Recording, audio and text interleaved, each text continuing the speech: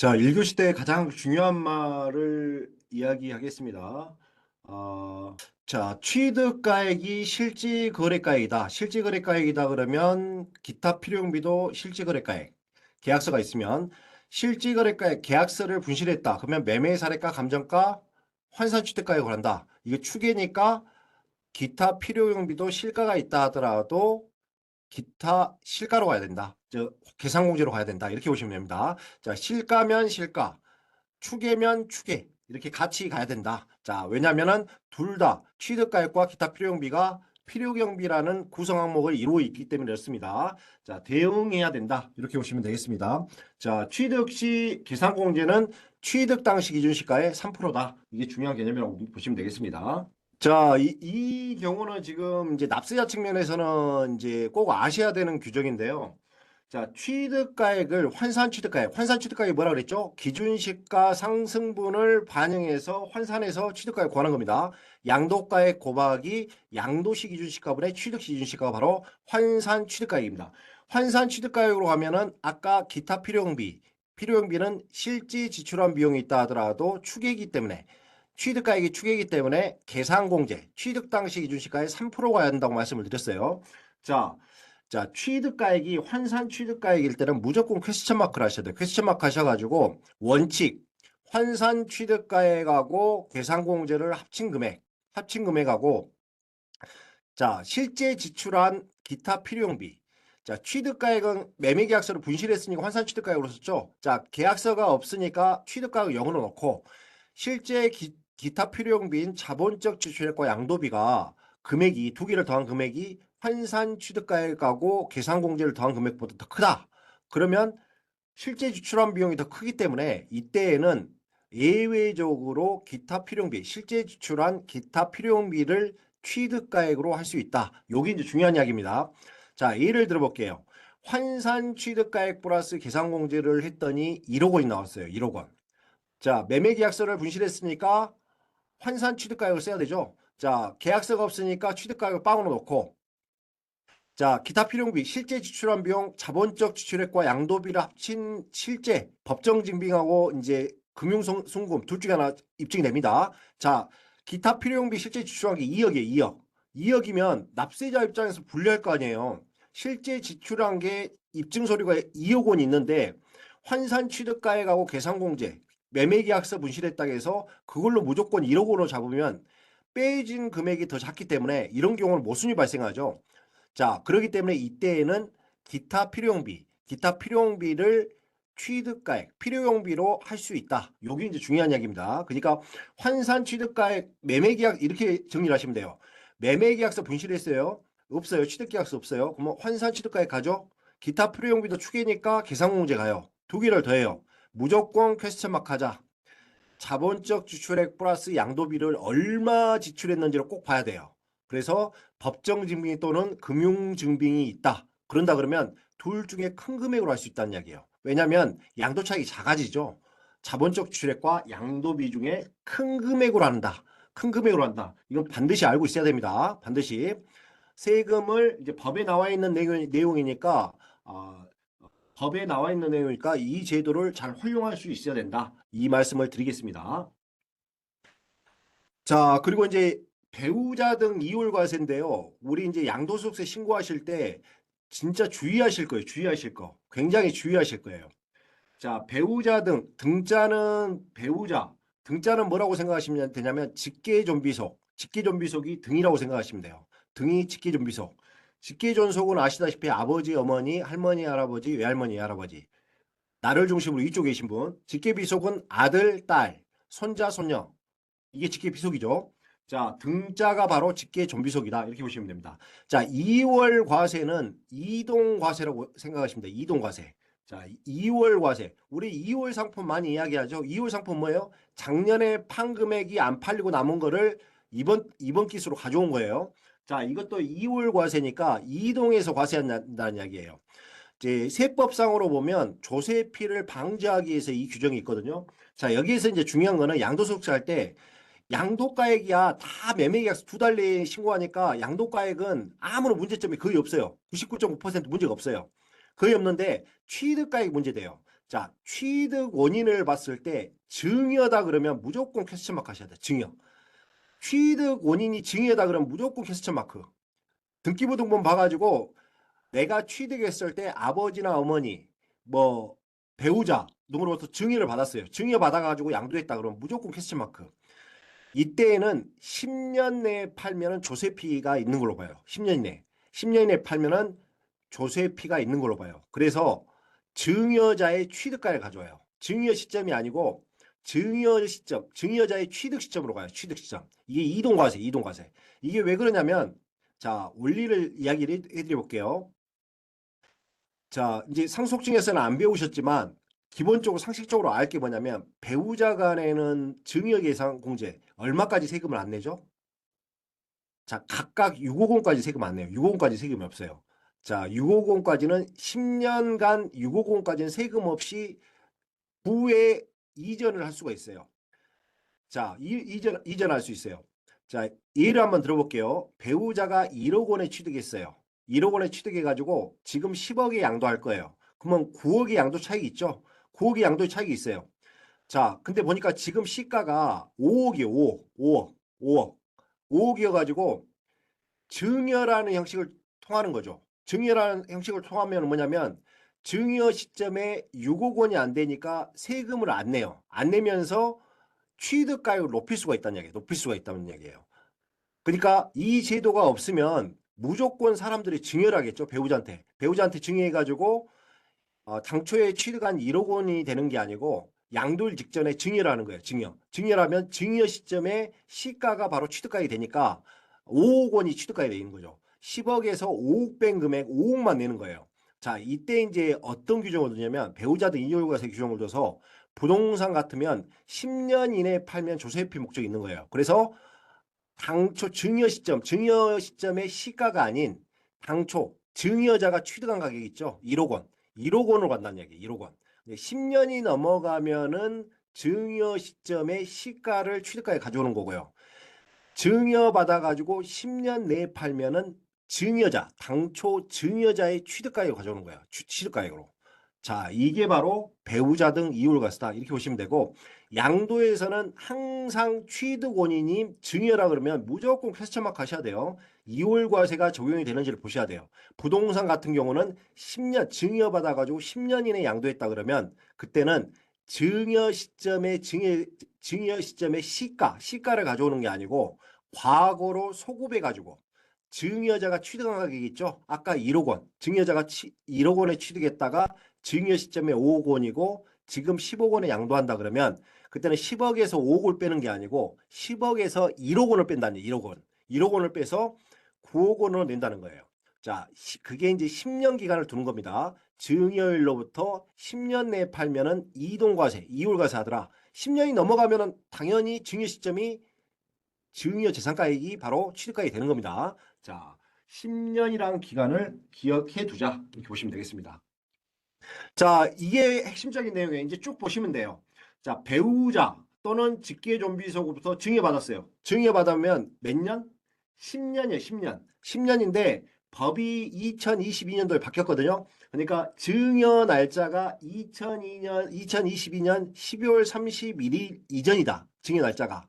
그러면 조세피 기간은 5년입니다. 5년. 5년 기준으로 적용하면 되고 2023년도 1월 1일 이후다 그러면 증여받은 날로부터 10년 이내에 양도하면 2월 과세가 적용이 되더라. 이렇게 보시면 되겠습니다. 자, 증여받아가지고 10년 이내에 양도한다. 그러면 취득가액은 증여 시점의 시가를 인정하는 게 아니고 과거로 소급해가지고 증여자의 취득가액을 가져온다. 이렇게 보시면 되겠습니다.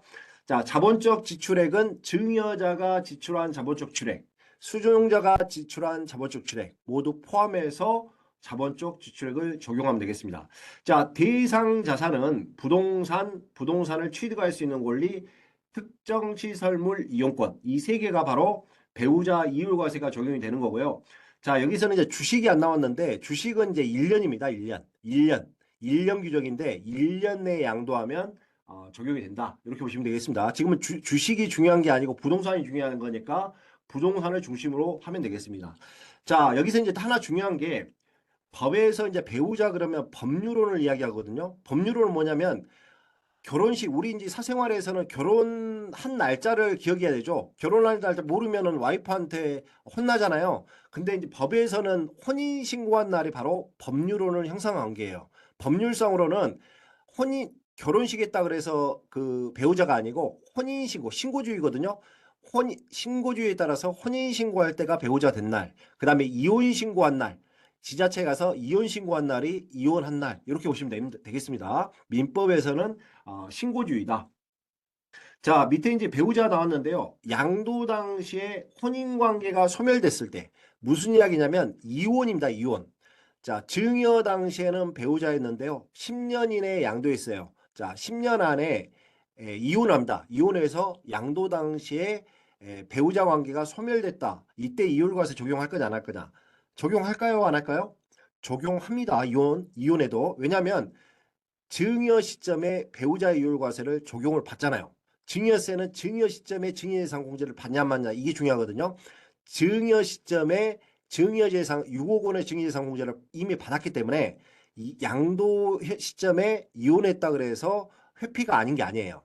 그렇기 때문에 이때에도 적용이 된다. 다만 증여 당시에 증여를 받았는데 증여일하고 양도일 사이에 사망했어요. 배우자가 사망했어요. 이때는 안타깝잖아요. 안타깝기 때문에 사망할 때는 이율과세가 적용을 안 합니다. 10년에 양도하더라도 이혼 적용을 안 하는 것이다. 이렇게 보시면 되겠습니다. 자, 그림으로 표현하면 이거죠. 납세 의무자가 이제 을입니다. 을.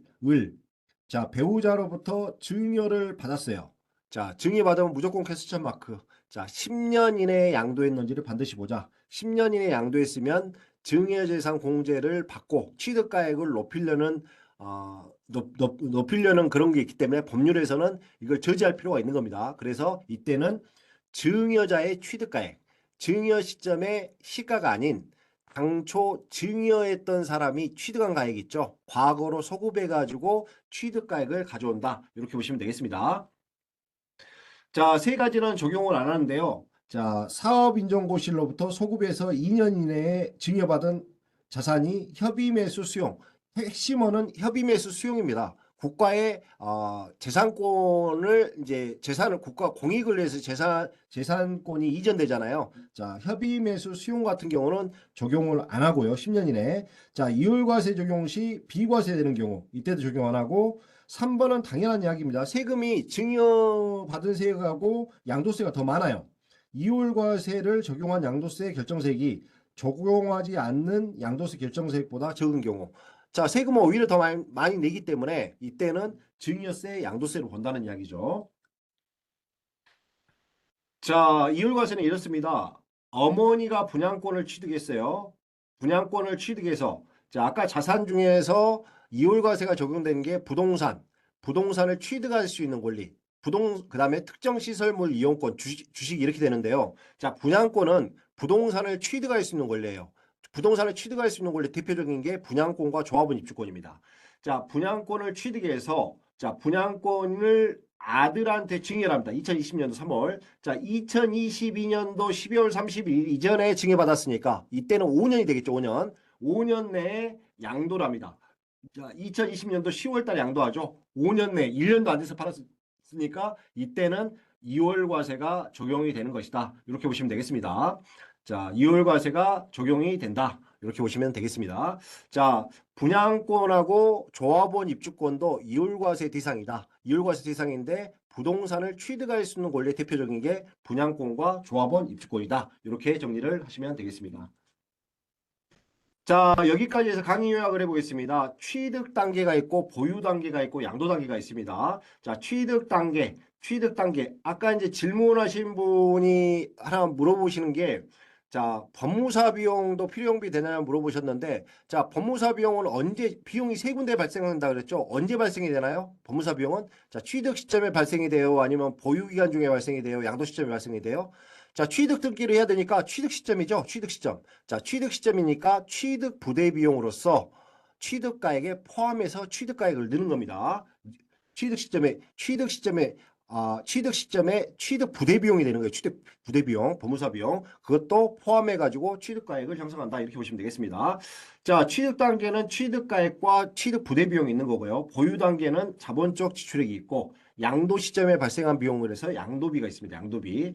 자, 여기서 이제 중요한 게, 자, 취득가액의 옛날, 여러분들 생각하시면 돼요. 지금 부동산 가지고 계시면 계약서가 있는지 없는지 봐보세요. 취득 계약서가 없다, 있다. 그러면은 기타 필요용비인 자본적 지출액도 실제 지출한 비용이 들어가야 된다. 이때는 뭐가 필요하다? 법정 증빙 또는 송금한 내역, 금융기관에 송금한 내역 둘 중에 하나가 있으면 된다. 이렇게 생각하시면 되고, 자, 계약서를 분실을 했어요. 그러면 추계로 가야 되죠. 추측 계산해야 되니까 매감환, 매매 사례가, 감정가, 환산 취득가. 환산 취득가가 가장 중요하다고 그랬습니다. 자, 이때에는 취득가액도 추계니까 기타 필요용비도 추계로 와야 된다. 추계 얼마다? 그게 이름이 계략적으로 계산해서 공제한다 그래서 계산공제 흐름이다. 자, 취득시 기준시가의 3%가 바로 되겠다. 이렇게 보시면 되겠습니다. 자, 배우자 이율과세는 항상 양도는 대가관계가 있기 때문에 돈을 주고받고 부동산 주고 받고 하지만 취득 시점에는 유상이든지 무상이든지 상관없다. 자, 취득 시점에 취득 원인이 등기부등본을 받는데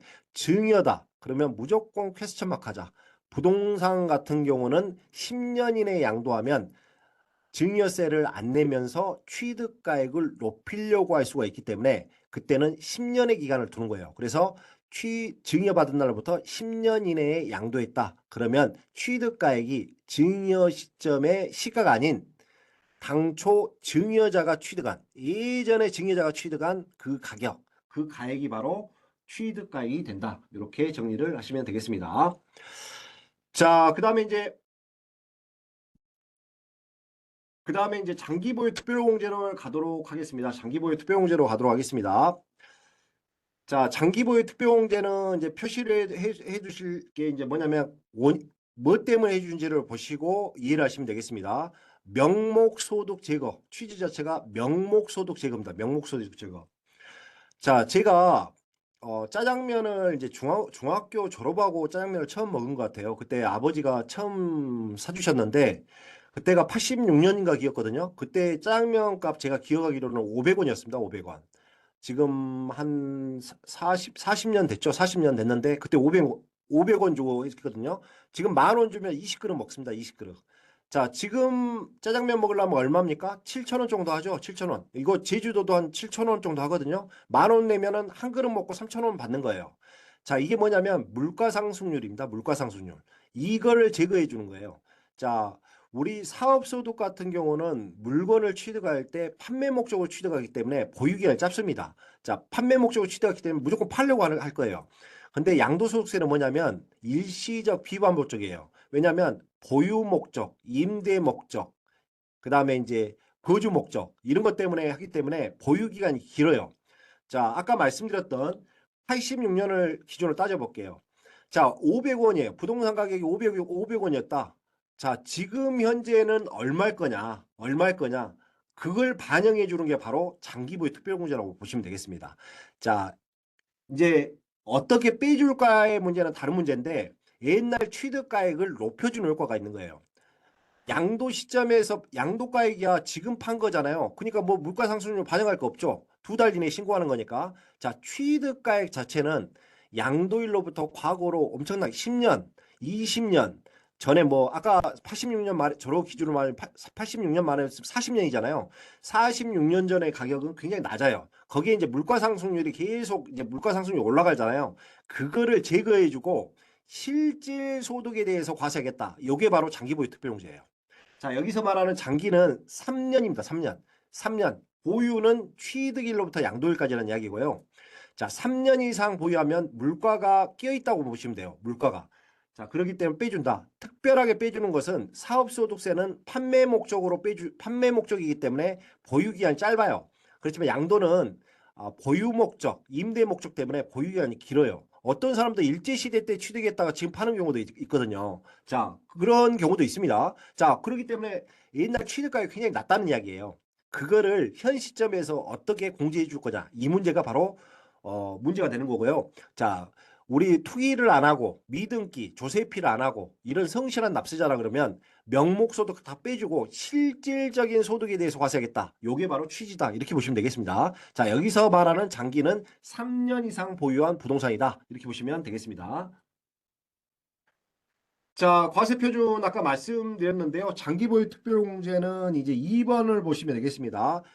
양도가액에서 취득가액 빼고 기타 필요용비 빼는 게 양도 차익입니다. 거기서 장기 보유 특별공제를 빼주면 바로 양도 소득 금액입니다. 자, 여기가 이제 중요한 거고 나머지는 이제 기본적으로 보면은 되니까 여기까지만 잘 이해해 주시면은 양도소득세 신고서 작성하실 수 있습니다. 자, 장기 보유 특별공제를 보도록 하겠습니다.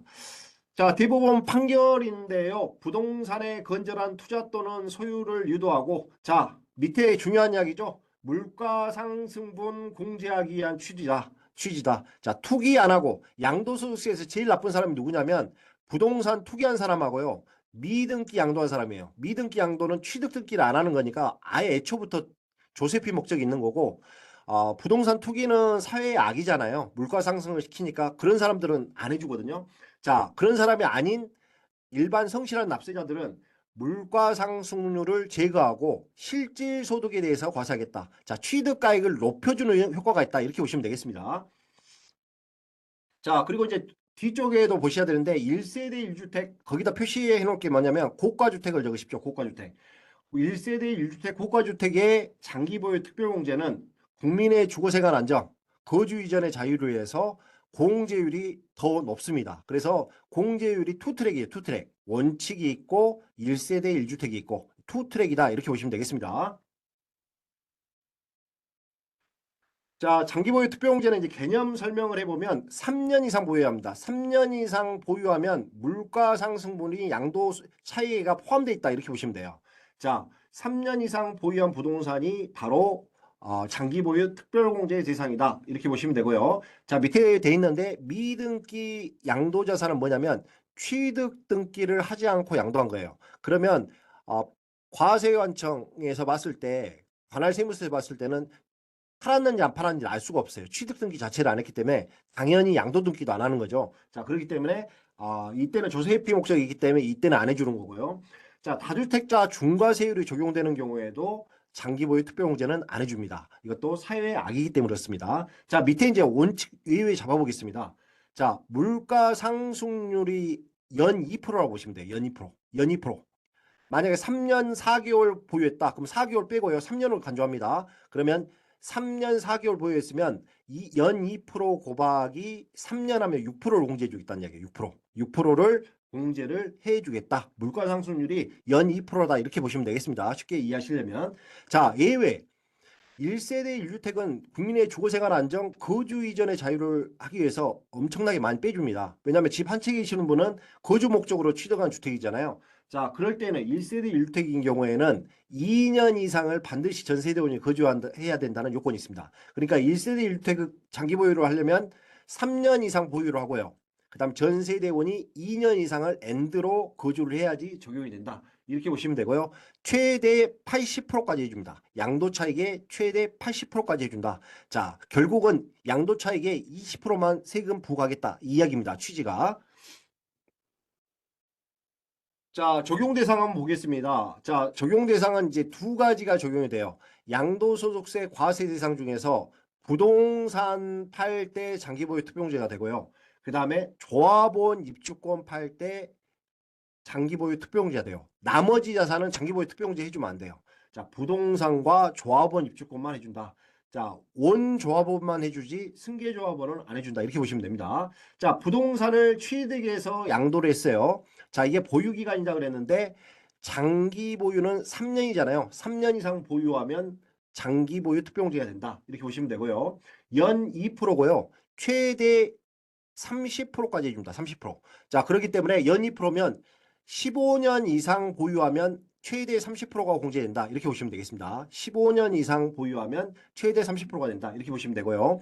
만약에 예외로 가서 1세대 1주택인 경우 이때는 최대 80%까지 해준다. 이렇게 보시면 되겠습니다. 자, 조합원 입주권도 연 2%, 그 다음에 1세대 1주택 80%입니다. 자, 그렇지만 여기 차이점은 뭐냐면 원조합원만 해주지 승계조합원은 안 해준다는 이야기는 부동산으로 보유했을 기간에 대해서만 해준다. 이렇게 보시면 되겠습니다. 자, 관리처분 계획 인가가 되면 이제 조합원 입주권으로 바뀌는데요. 조합원 입주권 상태에서 팔면 당초 취득일로부터 관리처분 계획 인가일까지를 부동산으로 보고요. 그다음에 관리처분 계획 인가일로부터 조합원 입주권으로 팔 때는 조합원 입주권이니까 부동산을 취득할 수 있는 권리를 보거든요. 자, 공제는 어느 기간에 대해서 해주냐? 취득일로부터 관리처분 계획 인가일까지만 해준다. 이렇게 정리를 하시면 되겠습니다. 자, 배제되는 경우 아까 말씀드렸습니다. 자, 미등기 양도자산은 탈세라는 겁니다. 탈세 목적이 있습니다. 자, 취득 등기를 하지 않고 팔았기 때문에 이때는 애초부터 탈세 목적이 있다. 그래서 공제를 장기보유 특별공제 안 해주는 거고요. 자, 1세대 2주택 중과 대상 주택 양도하는 경우 이때는 1세대 2주택이면 기본 세율의 20%를 더해주고요. 1세대 3주택 이상자라 그러면 기본 세율의 30%를 더 더해서 중과세율을 적용합니다. 20%, 30%가 중과세율인데요. 지금 유예가 돼 있죠. 내년도 26년도 이 규정도 알고 계셔야 돼요. 내년 2026년도 5월 9일까지 양도를 하면 2년 이상 보유한 부동산을 양도를 하면 그때는 중과세 안 합니다. 유예가 돼서 기본세율로 적용이 되거든요. 자, 2026년도 5월 9일까지 다주택자도 기본세율이 적용되기 때문에 장기보유 특별공제가 가능하다. 이렇게 보시면 되겠습니다. 자, 2026년도 5월 10일 이후에 양도했다. 그러면 중과세율 20% 30%가 붙잖아요. 그러면 장기보유 특별공제 해주면 안 돼요. 자, 그렇게 정리를 하시면 된다. 이렇게 정리하시면 되겠습니다. 자, 이제 공제율을 한번 보도록 하겠습니다. 3년 이상이기 때문에 3년 이상. 자, 3년 이상이기 때문에 3년 4개월이다. 뒤에 개월은 지우면 됩니다. 자, 6년 7개월 보유를 했다. 원칙으로 간다. 상가를 팔았는데 6년 7개월을 보유했다. 그러면 7개월 지우고 6년이죠. 그럼 연 2%. 물가 상승률 연 2%니까 연 2% 곱하기 6년 하면 12% 공제됩니다. 자, 양도 차액의 12% 고방 금액이 바로 장기 보유 특별 공제다. 이렇게 정리하시면 되겠습니다. 자, 최대 30%니까 15년 이상 보유하면 무조건 30%까지 갖게 공제가 안 된다. 이렇게 보시면 되고요. 자, 표 2는 뭐냐면 1세대 1주택 고가주택입니다. 자, 1세대 1주택은 아까 말씀드렸죠. 국민의 주거생활 안정, 거주 이전의 자유를 보장하기 위해서 고가 고율의 장기보유 특별공제를 해준다. 이렇게 보시면 되겠습니다. 자, 의아하게 생각하신 분들이 계실 거예요. 1세대 1주택이면 비과세가 되는데 왜 공제를 해주지? 이 생각이 들 겁니다. 자, 비과세 1세대 1주택에서 비과세 요건을 갖췄다 하더라도 양도가액이 12억 원을 초과하면 12억 초과분에 대해서는 세금을 부과합니다. 이게 바로 고가주택이라고 하는 겁니다. 자, 1세대 1주택 보유하고 있어요. 양도일 현재. 자, 그렇지만 양도가액이 15억이다. 15억. 15억이다 그러면 12억과 11억 원에 양도했으면 세금을 하나도 안 내는데요. 15억 원에 양도했다 그러면 12억 초과분에 대해서는 양도소득세를 내야 돼요. 내야 돼요. 그 차익에 대해서 장기보유 특별공제를 해준다. 이렇게 보시면 되겠습니다. 자, 표 위에다는 그렇게 적어놓으시면 돼요. 장기보유 특별공제니까 장기 몇 년이다 그랬죠? 3년 이상. 그 다음에 전세대 엔드. 전세대원이 2년 이상 거주. 이렇게 표시를 해놓으시면 됩니다. 자, 이제 보유기간, 거주기간을 각각 해준다. 이렇게 보시면 되겠어요. 자, 보유기간, 자, 7년 4개월을 보유 거주를 모두 했다. 모두 했다. 그러면은 7년 4개월이니까 4개월 빼라 그랬죠? 7년을 계산하면 됩니다. 자, 이럴 때는 보유기간은 연 4%고요. 거주기간도 연 4%입니다. 각각 연 4%고 보유기간은 자, 최대 40%까지 공제가 되고요. 거주기간도 최대 40% 공제돼요. 자, 두 개 합치면 80%까지 공제가 되겠죠. 자, 예를 들어 볼게요. 7년 4개월 1세대 1주택이면서 3년 이상 보유하고 전세대원 2년 거주했는데 양도가액이 10억 원을 초과한 15억 원에 양도했다. 그러면 12억 초과분에 대해서 양도세를 내겠죠. 양도차익 계산하겠죠. 양도차익이 나왔다. 그러면 7년 곱하기 보유기간 4%. 그럼 28%죠. 28%고. 자, 또 거주기간도 7년 4개월이니까 7년이죠. 7년 곱하기 4%, 28%. 28% 플러스 28%, 56%가 공제가 됩니다. 56%를 양도 차익의 고방 금액이 바로 장기 보유 특별공제다. 이렇게 정리하시면 될 거예요. 자, 근데 이런 경우도 있죠. 7년 4개월을 보유했는데 거주를 4년 2개월 거주했다. 그때는 어떻게 계산해요? 보유기간 거주가 따로 계산해야 되죠. 7년 4개월, 4개월 지우고 7년 곱하기 4하면 28%죠.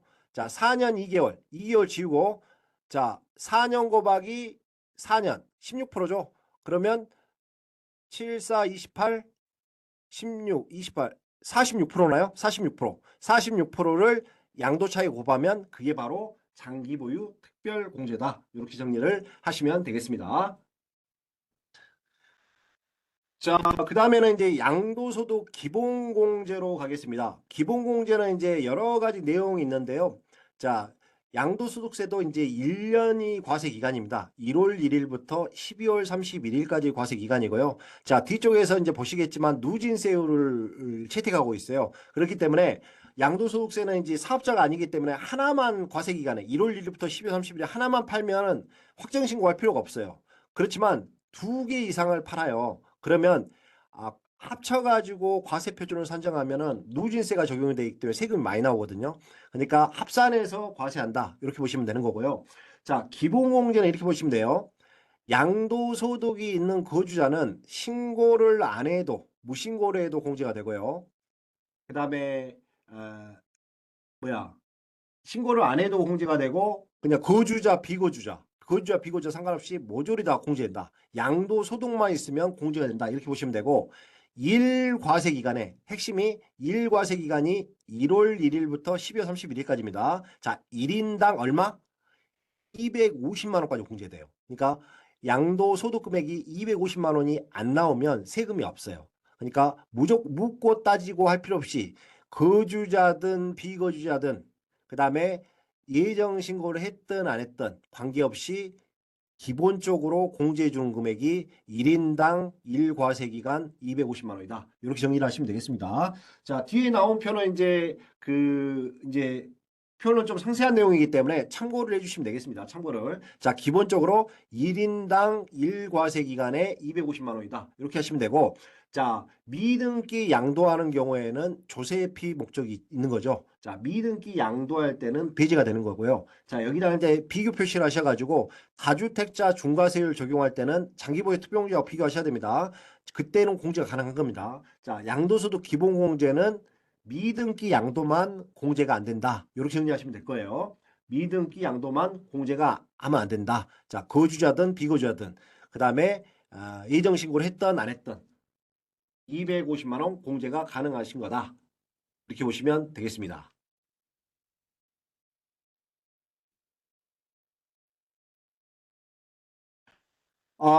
지금 이제 질문 하나가 왔는데 조정 대상 지역이 이제 취득일인가요, 양도일인가요? 이 내용이 나왔는데 아, 그 장기 보유 이게 비과세하고 혼동하시면 안 되는데 2년 거주 때문에 물어보신 것 같아요. 2년 거주. 2년 거주인데 비과세 따질 때는 취득 당시에 조정 대상 지역이면 2년 이상 거주를 해야 되거든요. 2년 거주 해야 돼요. 자, 취득 시점에 부동산이 막 과열돼 있기 때문에 그때 이제 부동산을 1세대 1주택자 하더라도 부동산을 취득하면 실거주 목적으로 취득하는 경우만 비과세 해주겠다 이 취지예요. 그렇기 때문에 취득 당시에 조정대상 지역이 있다 그러면 그때는 2년 거주를 하는 거거든요.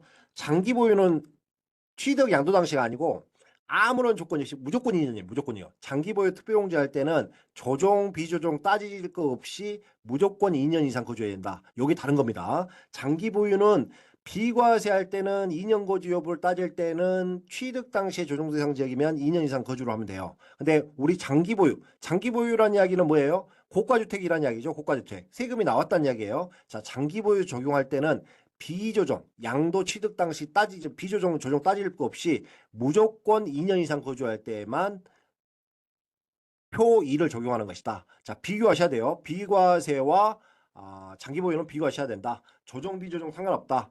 2년 거주는 그렇게 따지시면 되겠습니다.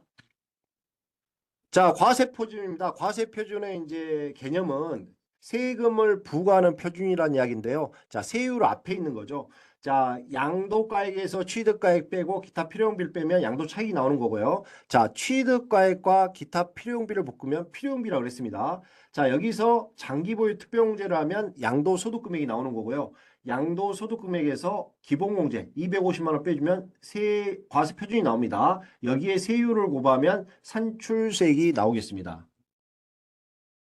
자, 세율에 대해서 알아보도록 하겠습니다. 자, 세율은 이제 부동산을 위주로 볼 건데요. 자산별, 보유기간별 등에 따라 다양한 세율이 적용이 됩니다. 뭐 자산별이라고 대표적인 것은 이제 비사업용 토지, 그 다음에 부동산 이런 것들이 있는 거고요. 자, 보유기간별은 뭐냐면 보유기간 단기 세율이 양도소득세는 단기 세율이 있거든요. 자, 원래 양도소득이라는 게 자본이득이잖아요. 자본이득 과세하는 거니까 보유기간이 길어야 돼요. 왜냐하면 취득 목적이 거주 목적, 임대 목적 이런 목적이기 때문에 일시적이기 때문에 보유기간이 길어요. 자, 단기 보유하다가 팔았다 그러면 투기했다는 얘기거든요. 투기했기 때문에 중과세가 적용돼요. 중과세. 자, 그것 때문에 다양한 세율이 있다. 이렇게 보시면 되겠습니다. 자, 부동산을 중심으로 보겠습니다. 자, 기본 세율은 6%에서 45% 세율, 기본 세율이 있는 거고요. 자, 중과세율은 다주택자 중과세율, 1세대 2주택은 20% 가산, 1세대 3주택자는 30% 가산인데 내년 5월 9일까지 양도하면 유예가 되어 있다. 이거 정리하시면 되고요. 자, 비사업용 토지는 토지 본래의 용도로 사용하지 않는 토지를 이야기합니다. 자, 예를 들어서 농지는 농사 짓는 땅이잖아요. 농사를 안 지으면은 우리나라는 땅이 좁기 때문에 토지를 효율적으로 이용해야 돼요. 그 목적에 따라 이용해야 되는데 농사를 안 지었다. 투기로 보기 때문에 기본 세율의 10%가 더 얹혀진다. 이렇게 보시면 되겠습니다. 자, 양도소득세에서 가장 안 좋은 상황이 뭐냐면 미등기 양도입니다. 취득할 때 등기를 안 하면 과세관청에서 알 수가 없어요. 팔았는지 안 사. 애초부터 탈세 목적이 있다. 세금을 안 낼 목적이 있다. 그렇기 때문에 70% 세율이 적용됩니다. 단기 세율은 2년 미만 보유한 부동산이 바로 단기라고 표현합니다. 세율에서 단기. 이렇게 보시면 되겠습니다. 자, 그리고 동그라미 두 번째, 자산이 둘 이상 세율이 해당되는 경우는 높은 세율이 적용됩니다. 자, 이 이야기가 어떤 이야기냐면 양도소득세는 이제 그 부동산 투기 이런 사유현상에 따라 굉장히 복잡해요. 사유현상, 자, 예를 들어서 중과세율이 적용이 됐어요. 1세대 3주택자라고 하겠습니다. 그러면 기본 세율의 30% 가산이 되죠. 지금 유예기간인데 가정하겠습니다. 자, 근데 1년 미만 보유하고 팔았어요. 자, 양도하는 주택이 다주택자 중과도 적용되고 단기 세율도 적용돼요. 자, 부동산 지금 1년 미만 보유하면 70% 단기 세율입니다. 그러면 그 과세 표준에 양도하는 자산이 단기 세율도 되고 중과세율도 적용이 되잖아요. 그러면 그 과세 표준에다가 중과세율을 고배보고요. 고배하고 산출세액을 내보고 그다음에 단기세율 70%를 고배가지고 세율을 내봐가지고 둘 중에 큰 걸로 계산한다는 이야기예요. 세율은. 자, 하나의 자산이 둘 이상의 세율이 적용될 때 그때는 큰 세율이 적용된다. 이렇게 보시면 되고요. 자, 밑에 이야기는 뭐냐면 이제 동일한 과세 기간에 2개 이상 양도했을 때 이야기예요. 과세 기간이 1월 1일부터 12월 31일까지라고 얘기했죠. 자, 그러면 2개 이상 양도를 하면은 또 이제 합산해서 신고를 해야 됩니다. 이때는 둘 중에 큰 거예요. 자, 세율이 동일한 자산별로 양도소득을 합산해서 세율을 계산하는 거예요. 그러니까 각각 그룹별로 묶어가지고 세율을 계산하는 거. 그거하고 전체 자산을 다 모아가지고 과세기간에 팔았던 전체 자산을 다 모아가지고 기본세율로 곱하는 거예요. 기본세율로 곱해가지고 계산한 거하고 둘 중에 큰 걸로 계산하겠다. 이렇게 세율을 정리하시면 되겠습니다. 자, 이제 세율을 구체적으로 한번 알아볼게요. 구체적으로. 자, 세율은 이제 여기서 이제 신고서 작성하시려면 여기에서 세용을 본인에게 해당되는 세율을 잘 보셔야 됩니다. 자, 1년 미만 보유한 부동산 50%, 50%. 자, 여기다 적어 놓습니다. 예를 들어서 상가는 1년 미만 보유하면 50%예요. 자, 근데 부동산 중에서 상가만 있는 게 아니고 주택과 조합원 입주권이 있어요. 이것은 70% 적용돼요. 자, 이렇게 되는 거죠. 상가를 취득해 가지고 6개월 만에 팔았어요. 이때는 세율 50%. 자, 아파트를 취득했다가 6개월 만에 팔았어요. 이때는 70%. 이렇게 정리되는 겁니다. 자, 아까 단기 세율이 2년 미만이라고 그랬죠? 자, 1년에서 2년 미만 보유한다. 자, 이때도 40% 적용된 거는 예를 들어서 상가, 뭐 토지도 될 수가 있고요. 토지 이런 것들 40% 적용이 됩니다. 자, 그렇지만 아파트 주택을 1년 4개월 보유하고 양도를 했어요. 이때는 60%가 적용되는 거죠. 60%. 자, 그리고 이제 밑에는 2년 이상 보유한 거. 이거는 기본 세율입니다. 중과세율 적용 안 되고 6%에서 45% 세율 적용된다. 이렇게 보시면 되고요. 자, 분양권에는 별표 표시하죠. 별표 표시. 분양권은 왜 별표 표시를 하냐면 1년 미만 보유하면 70%예요. 70%. 70%고요. 자, 1년 이상 2년 개념 없습니다. 분양권을 3년 보유하고 팔았다. 그때 몇 프로? 60%라는 얘기. 60%. 자, 이게 이제 2020년 70대책 때 발표가 돼가지고 단기세율이 좀 조정이 됐는데 2021년도 6월 1일 이후 양도부터는 이렇게 바뀌었습니다. 분양권은 1년 미만이면 70%, 1년 이상이면 60%. 그러니까 2년이 됐든지 3년이 됐든지 무조건 60%다. 이렇게 적용을 하시면 되겠습니다. 자, 조정 대상 지역 1세대 2주택 기본세율의 20%. 자, 가산세율이죠. 자, 3주택 이상. 3주택 이상은 30%입니다. 30%. 자, 2주택이니까 20. 앞에 2. 그다음 3주택 이상이니까 4주택, 5주택 모두 30%. 자, 여기다 표시를 하는 거죠. 2026년 5월 9일까지 2년 이상 보유한 부동산 양도시 기본세율 적용됨. 자, 유예기간이 있습니다. 자, 미등기 양도 가장 안 좋은 상황이죠. 야, 70%입니다. 70%. 장기 보유 특별공제 안 되고요. 양도소득 기본공제 안 되고. 자, 미등기 세율은 70% 적용되고 이렇습니다. 자, 비삼용 토지 기본 세율의 10% 중과라는데요. 여기다 적어 놓습니다. 자, 장기보유 특별공제는 가능합니다. 장기보유 특별공제 가능 이렇게 적어 놓습니다. 자, 장기보유 특별공제 안 되는 게 두 가지 있다 그랬어요. 미등기 양도하고 다주택자 중과세율 20% 30%가 적용되는 경우 이 두 개가 안 되는 거고요. 비사업용 토지는 언급이 없습니다. 그렇기 때문에 장기보유 특별공제 가능 이렇게 정리하시면 되겠습니다. 자, 주식 같은 경우는 좀 넘어가겠습니다. 주식 같은 경우는 이제 10%에서 30% 세율까지 있는데요. 주식 같은 건 넘어가고 파생상품 10%, 그 다음에 신탁수익권 과세표준 3억 이하는 20%, 3억 초과는 25% 이렇게 되겠습니다. 자, 세율입니다. 세율은 1,400만 원 이하는 6%, 5천만 원 이하는 15%, 8,800원 이하는 24%, 1억 5천은 35%, 3억 이하는 38%, 5억 이하는 40%, 10억 이하는 42%, 10억 초과는 45% 이렇게 되어 있습니다. 자, 초과 누진 세율을 적용이라는 것은 예를 들면 2천만 원 적용해 볼게요. 2천만 원. 자, 2천만 원이 과세 표준이에요. 그러면 2천만 원은 1,400만 원 플러스 600만 원 아닙니다. 자, 초과 누진 때문에 1,400만 원 6% 적용하니까 그래요. 자, 2천만 원 과세 표준 2천만 원이다. 그러면 1,400만 원 곱하기 6% 플러스 2천만 원이고 600만 원이죠. 600만 원 곱하기 15%. 이게 초과 누진세율이에요. 자, 이게 이제 법에 나와 있는 내용이고 여러분들이 이제 양도 혹시 부동산을 팔았다. 그때는 속산표 빨리 계산하는 거 이걸로 적용하시면 되겠습니다. 자, 5천만 원 이하니까 아까 2천만 원 이야기했죠. 2천만 원 곱하기 15% 빼기 126만 원 하면 똑같아요. 아까 효과가.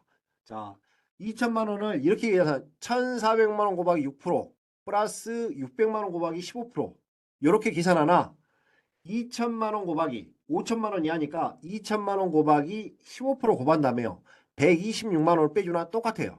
똑같으니까 여러분들이 양도세 신고서를 작성을 했다. 그때는 이 속산표로 해서 적용을 하시면 크게 어려움이 없을 것 같습니다. 만약에 3억 5천이다. 3억 5천. 그러면 5억 이하니까 3억 5천 곱하기 40% 마이너스 2,594만 원. 이렇게 하면 산출세액이 나온다는 이야기입니다. 이렇게 정리를 하시면 되겠습니다. 자, 가산세 간단하게 보도록 하겠습니다. 가산세는 이제 과세권 행사하고 조세채권 실현을 용이하기 위해서 이제 취지, 법원에서 이야기하는 거고요. 가산세 종류는 이제 신고 관련해서는 무신고했으면 10%, 그 다음에 과소 신고를 했는데 과표를 미달하게 신고했어요. 그러면 20%, 그 다음 부당행위를 했다. 그러면 40% 이렇게 적용됩니다. 자, 납부와 관련해서는 무납부, 과소납부, 이것은 납부일 다음 날부터 그 다음에 납부일까지 법정 납부일 그러니까 신고 납부기한 다음 날이죠. 신고 납부기한 다음 날부터 납부일까지 자, 10만 분의 22. 만 분의 2.2하고 똑같죠? 이렇게 보시면 되고요. 자, 기장불성시 가산세는 이제 대주주한테 하는데 거래 일자별로 기장해야 돼요. 기장을 안 하면 산출세액이 있으면 10%, 산출세액이 없으면 거래가액의 만 분의 7 이렇게 보시면 되고요. 자, 4번은 좀 유의하셔야 되는데요. 자, 보통 이런 경우가 있습니다. 단독주택 지었다가 단독주택 오래됐어요. 오래돼가지고 멸실해서 새로 신축을 합니다. 신축. 아니면 나대지에 신축을 해요. 신축을 해서 5년 이내에 양도한다. 5년 이내에 양도한다 그러면 장부 보관 기간이 우리 국기법에서 5년이거든요. 그래서 신축해가지고 양도를 하는데 실지거래가액을 안 하고요. 실지거래가액을 안 하고 환산가액이나 감정가액으로 했다. 그러면 그 가액으로 인정이 되되 가산세를 부과합니다. 가산세. 감정가액, 환산가액의 5%를 가산세 추가해가지고 과산해서 납부를 한다. 이렇게 정리를 하시면 되겠습니다. 자, 양도세 이제 계산 흐름입니다. 여러분들이 이제 그 수업 끝난 다음에 한번 신고서를 작성을 바로 해보셔가지고 한번 본인 상황에 맞게 한번 신고서 작성해 보는 게 중요할 것 같아요. 수업하신 다음에 중요할 것 같은데 계산 흐름은 여기서 보시면 될 거예요. 자, 양도가액에서 취득가액 빼고요. 기타 필요 경비를 빼면 양도 차익이 나오는 거고요. 자, 장기 보유 특별공제 아까 말씀드렸죠. 원칙 예외 연 2%짜리하고 그다음에 1세대 1택 두 가지로 나뉜다 그랬죠. 빼주면 장기 보유 양도소득 금액. 그다음에 1인당 1과세 기간 250만 원. 양도소득 기본공제 빼주면 과세 표준. 그다음 과세 표준에서 세율 도하면 산출세액이 나오는 거고요. 산출세액에서 이제 결정세, 공제 감면세 빼면은 결정세액이 나올 거고 거기에 가산세를 더해주면 총 결정세. 여기에 기납부세액을 빼주면 납부할 세액이 나옵니다. 자, 지방소득세는 이제 지방세이기 때문에 추가 부담을 해야 될 것이고요. 자, 이제 말씀드릴 게 지금 오늘 이제 수업한 것 중에서 한번 수업 끝난 다음에 제가 이런 제안을 한번 드려봅니다. 한번 신고서를 한번 작성해 보시는 게 한번 중요할 것 같고요. 뭐 이렇게 신고서 작성하는 게 한번 이렇게 연습하시면 그렇게 어렵지는 않을 거라고 보여지거든요. 교재 보시면서 하시면 될 것 같고, 자, 취득가액하고 장기보유 특별공제를 중점적으로 확인해 주시면 좋을 것 같아요. 자, 취득가액은 중요하기 때문에 양도가액은 매매계약서 분실할 경우가 없죠. 그렇기 때문에 문제가 없는데 취득가액 같은 경우에는 여러분 상황에 맞춰서 매매계약서를 보관하고 계신다 그러면 매매계약서상 금액을 실질거래가에 가지고 오면 되고 그다음에 기타 필요용비는 자본적 출액하고 양도비잖아요. 보유기간 중에 발생된 자본적 출액, 그다음에 양도 시점에 발생한 양도비. 이 비용을 합친 금액 실제 비용을 공제를 해야 될 것이고 그다음에 취득계약서를 분실해 갖고 없을 때에는 어떻게 해야 된다? 분실해갖고 없을 때에는 매매 사례가, 감정가, 환산 취득가의 순으로 한다.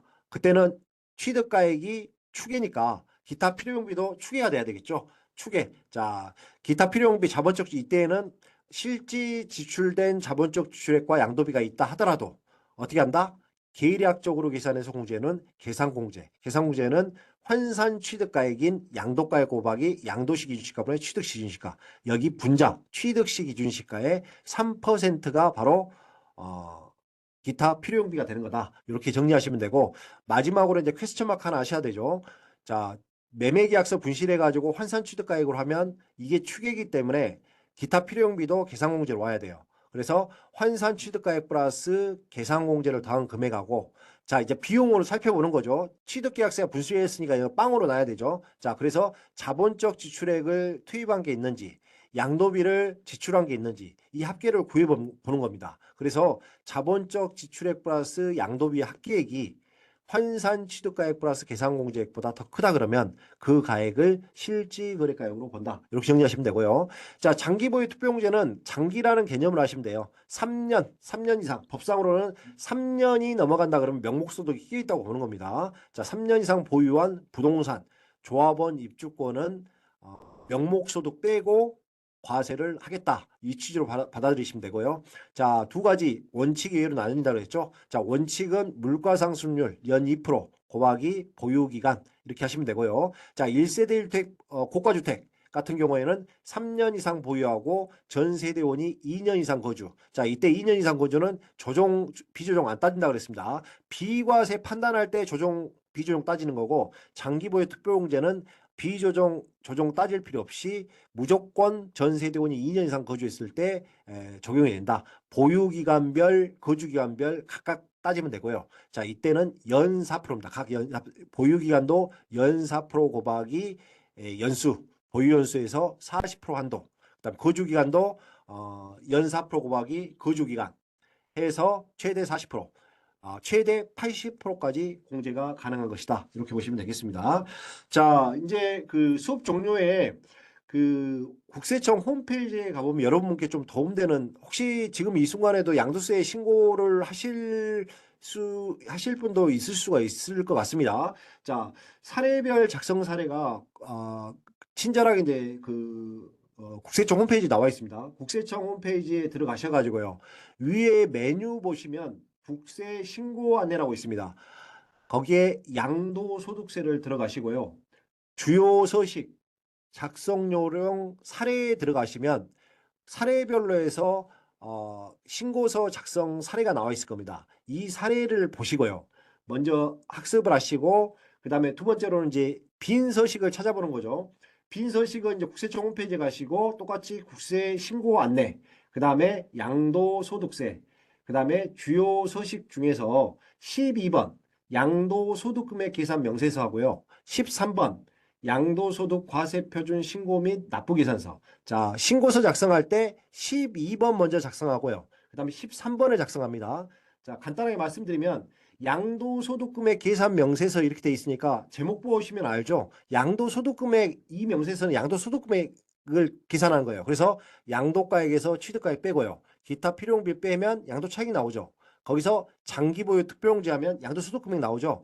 양도소득금액이 마지막에 나와 있을 거예요. 이 양도소득금액을 13번 양도소득 과세표준 신고 및 납부계산서, 납부계산서에 가보면 맨 위에가 양도소득금액이 있을 겁니다. 그 양도소득금액에 양도소득금액 계산 명세서에 있는 양도소득금액을 그대로 넣으시고요. 그 밑에 이제 기본공제 과세표준 세율에서 속산표 적용해서 산출세액을 한번 계산해 보시면 좋을 것 같습니다. 자, 이렇게 하시고, 자, 질문 보니까 이런 내용이 나와 있어요. 자, 계약서가 없는데 등기부에 실거래가액이 있는 경우는 어떻게 보냐? 이 내용이 있습니다. 이 내용은 뭐냐면 계약서를 분실했어요. 분실했는데 자, 등기부상 실거래가액 그 확인 제도는 2006년도 6월 1일 이후에 생겼습니다. 2006년도 6월 1일 이후에 취득했다 그러면 아마 등기부 등본 보면 있을 겁니다. 자, 이때는 이제 우리 이제 법상으로 보면 이제 과세관청에서 무신고자 결정할 때 나와 있거든요. 그러니까 이때는 추정을 합니다.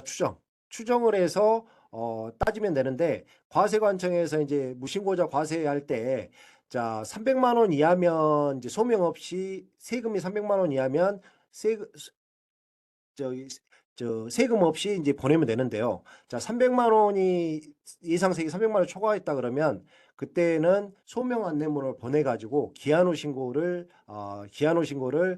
하시라고 이제 안내를 드립니다. 그래도 안 된다 그러면 그때는 등기부 실거래가액을 적용해서 무신고자 결정을 할 수가 있습니다. 이 부분 이제 소득세법 114조 제7항에 가보면 나와 있거든요. 이 부분을 참조해 주시면 되겠습니다.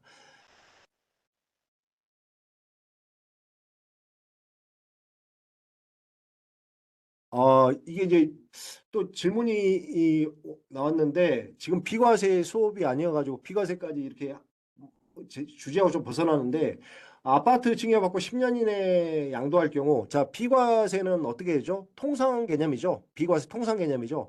동일 세대 간에 증여를 했다 그러면 그때는 통산에서 따지기 때문에 비과세 측면에서 봤을 때는 비과세가 가능합니다.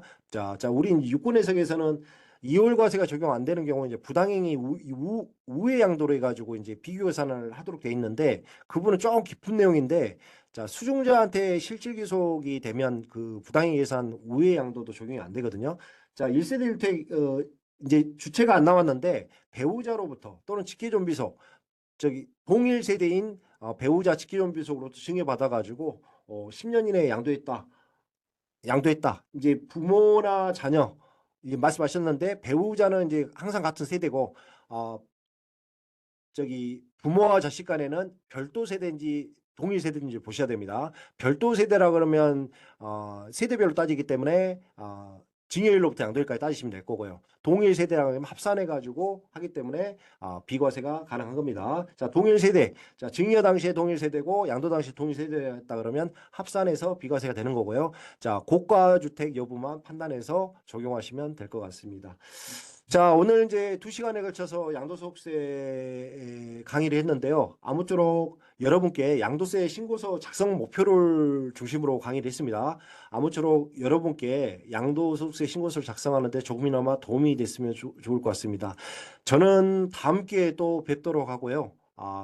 너무 이제 납세자분들과 만나게 돼서 너무 영광스럽고 감사하게 생각합니다. 자, 남은 저녁 시간 편안히 보내시고요. 다음 기회에 또 뵙도록 하겠습니다. 감사합니다.